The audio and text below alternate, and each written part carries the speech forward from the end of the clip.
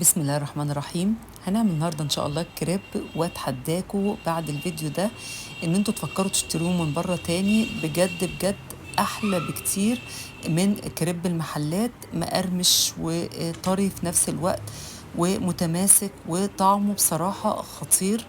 الطريقة اللي انا هقولكوا عليها استحالة تفشل معاكوا، من اول مرة هتنجح ان شاء الله. بس تتبعوا كل الخطوات، وخاصة خطوة الفرد دي مهمة جدا. هنبدأ بقى مع بعض كده الخطوات. معايا 3 كوبايات من الدقيق،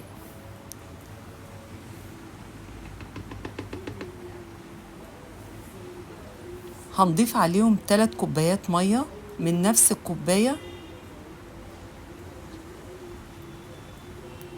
وبيضاية واحدة، كيس فانيليا،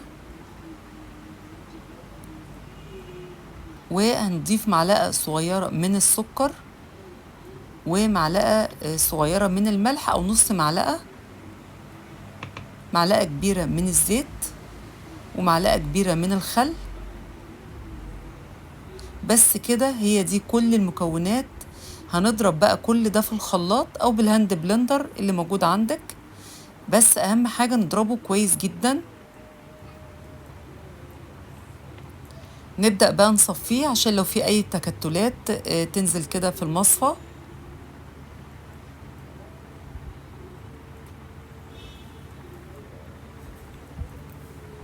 شوفوا القوام ناعم جدا وخفيف طبعا. الخطوة بقى المهمة جدا ان احنا بنسيبه يرتاح في التلاجة، يعني حوالي ساعة كده. الخطوة دي مهمة جدا، وأول ما نبدأ نشتغل نقلب الخليط كويس. مهم جدا الفرادة دي نستخدمها واحنا بنشتغل في تسوية الكريب. أول مرة بس بمنديل كده هنبدأ نمسح الطاسة، وبعد كده مش هنستخدم زيت تاني، هي أول مرة بس. نبدأ بقى نصب كمية كده زي ما احنا شايفين بالظبط، والفرادة بتكون موجودة في طبق يكون فيه مية. نبدأ نفرد، هي أول واحدة بتبقى صعبة شوية أو ما بتظبطش معانا، بس بعد كده بصراحة مشي سهل جدا.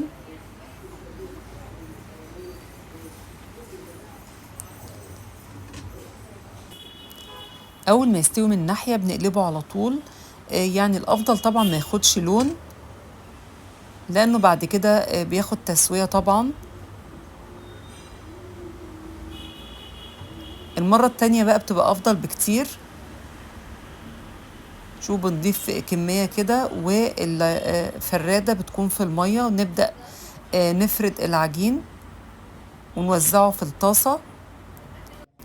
شو بقى العجينة بتتفرد بكل سهولة، والكريب بيكون رقيق جدا. لو فردنا العجينة من غير استخدام الفرادة بصراحة ما بيبقاش الكريب حلو خالص، وبيكون سميك جدا. مهما حاولنا نخفف العجينة، المقدار ده مظبوط جدا ان هو يخلي الكريب بالظبط بالظبط زي ما بنشتريه من بره. بيكون مقرمش جدا من بره وطري من جوه. جربوا بصراحة، المقادير مظبوطة جدا، وطريقة الفرد مهمة جدا ان انتوا تتبعوها عشان يطلع معاكوا الكريب بالظبط زي ما بنشتريه من بره، ويمكن احلى كمان وانضف. طبعا مهم جدا ان احنا نحطه في فوطة اول ما نخرجه، ونغطيه كويس، لان اول ما بيخرج ما بيبقاش برضو طري قوي، انما لما بيتغطى كويس بيبقى طري جدا. وهنشوف دلوقتي الكريب اللي احنا عملناه. شو بقى بنفرد الكريب بالشكل ده، ونوزع كويس قوي من الاطراف على قد ما نقدر طبعا. لو في حتة كده في النص حسينا ان هي ما فيهاش عجين، بنبدأ نضيف فيها برضو بكمية صغيرة. شوفوا، مجرد ما الاطراف ترتفع من الجوانب كده نقلب على طول. مش عايزين الكريب ياخد لون خالص، يا دوبك لون خفيف زي ما احنا شايفين. بعد كده بقى نحطه في الفوطة ونغطيه على طول. شوفوا تحفة وخفيف جدا. شوفوا بقى اللي احنا سيبناه شوية، شوفوا طري ازاي. وشفاف جدا.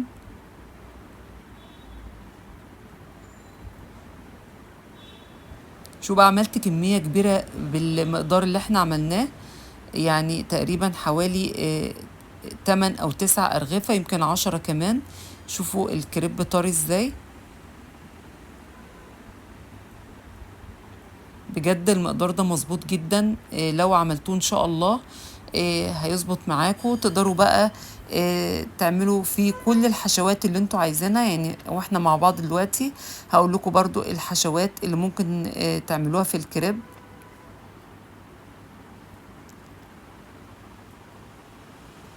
شوفوا عملت كمية كبيرة وطري جدا.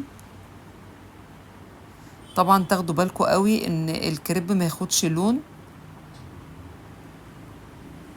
شوفوا نقدر نعمله بقى على شكل الكريب المثلث، او ممكن نعمله زي سندوتشات زي ما تحبوا.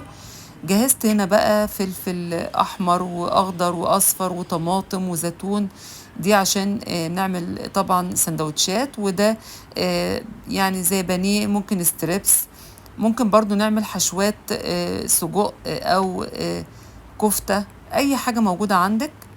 ودي جبنة موتزاريلا. هنشغل برضو النار على الهادي كده، ونحط العيش ونقسمه.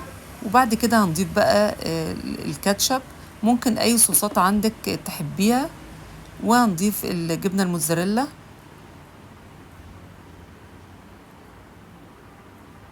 وبعد كده هنوزع بقى الستريبس، ونضيف فلفل وطماطم وزيتون، ممكن بطاطس كمان. وممكن نعمل برضو سندوتش بطاطس محمرة بالفلفل والزيتون برضو والجبنة الموتزاريلا، بيبقى حلو جدا.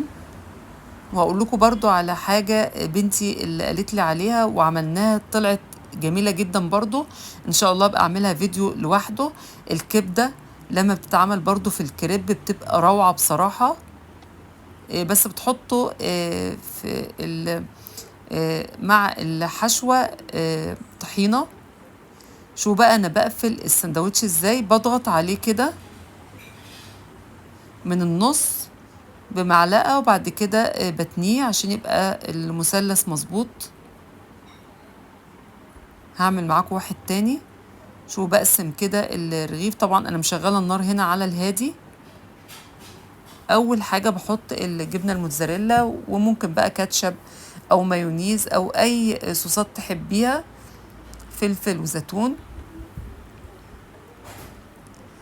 بلم كده الرغيف، وبعد كده بضغط عليه من النص. انا شفت يعني في محل كريب كانوا بيعملوه بالطريقة دي، فانا اتعلمتها بصراحة منهم. بعمل بقى الكمية كلها بالطريقة دي، وبعد كده بقى احطهم في الطاسة على الهادي خالص عشان الجبنة طبعا تسيح والمكونات كلها تندمج مع بعض.